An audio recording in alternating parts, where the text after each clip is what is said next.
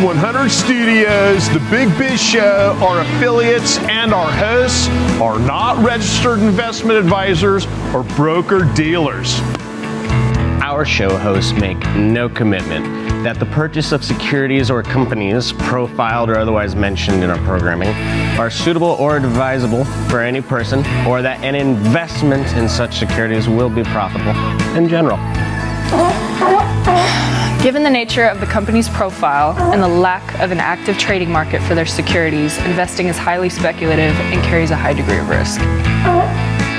We profile selected publicly traded and privately held companies on our program. Most of these companies that we profile have provided compensation to Loft 100 Studios and its host for profile coverage. From time to time, we sell shares of the companies profiled in the open market that we receive as compensation for coverage of client companies, but never sell stock if we're speaking about, interviewing, or covering a public company who is paid compensation. Specific questions and compensation can be obtained by contacting producer at sullyentgroup.com. Listeners should verify all claims and conduct their own due diligence before investing in securities mentioned in this program. Investing in securities is speculative and carries a high degree of risk. That's the heart of San Diego. We encourage our investors to invest carefully and read the investor information available at the website on the Securities and Exchange Commission's SEC at www.sec.gov and or the Financial Industry Regulatory Authority, FINRA, at www.finra.org. Welcome to the Big Biz Show. Taking care of business. You want fast-talking, hard-hitting discussions on business and finance? Maybe with a barroom slant and some really salty peanuts? We're not counting calories. We're counting cash. Before we get to the man with the financial plan, meet the money team. Costa, Mary, now Captain Finance himself, Sully. Wherever you're watching, wherever you're listening, we welcome you to another edition of the Big Biz Show. We are in Southern California right here in the Loft 100 Studios. Hope everyone is having a great day. Glad you're along for the ride. It is Costa and Mary Bird Godwin. Sully is away on assignment. We just told him, don't come in. We got this. We wanted to do another episode of None Your Business. Mary, how are you? How's the plantar fasciitis? Well, it's okay. The tear is the problem. Yeah. So I got a scooter. Here's my boot. Right. You see it? I got a scooter in the other room. I got some crutches. Okay. Yeah, it's not great. But you know what? We're just scooting along. We're making do. Scooting along. Scooting along. These guys are always scooting along. Let's say hi to the Day Trader Trio. Gentlemen, what do you have for us today? Greetings. Greetings. Yeah, let's scoot along with a 1, 2, 3, 4. I think Trace even came in this morning and he was carrying like a bag for you as you were scooting in. I know. Trace is determined the new band name is going to be Sassy Boot. Sassy based Boot. on my one single Sassy Boot. Yeah. I just think All you're lazy and you want everyone else to do your work for you. That's all I'm going to say. Yeah, said it. It is so hard asking people for help. I will tell and you. you have the hardest time doing it. Yeah. I know, and I just am on the go, and I'm doing all these things, and I can't get from A to. It's terrible. But anyway, I hope you're getting we're better. having a good time. Yeah. All right, let's get into a little maximum business. Max Smitherman is our Big Biz Show market and business analyst. Back with us here on the Big Biz Show. Max, hello, by the way, what's going on with lithium in Carolina? Yeah, well, we hit gold in California ages ago, and now we've hit lithium in Carolina. Sweet.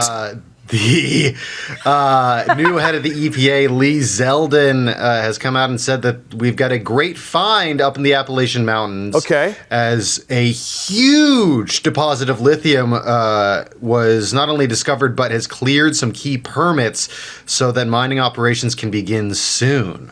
So when you say it has cleared key permits and whatnot, is that with some regulations rolled back and maybe this administration making it easier for miners of lithium companies, whatnot, to get in there and physically extract it? Yes, it is a combination of that where under Lee Zeldin, the EPA has rolled back air and water protections, cut climate actions, reduced scientific capacity, and focused on deregulation, which has allowed some more freedom within these industries that can be harmful to the environment, even though they boost that industry. But also, the Department of Defense agreed to purchase about $90 million of lithium from at least the Kings Mountain mine in Cleveland County, which has been dormant since like the 80s. And so that purchase has also encouraged more mines to move forward in the Carolinas.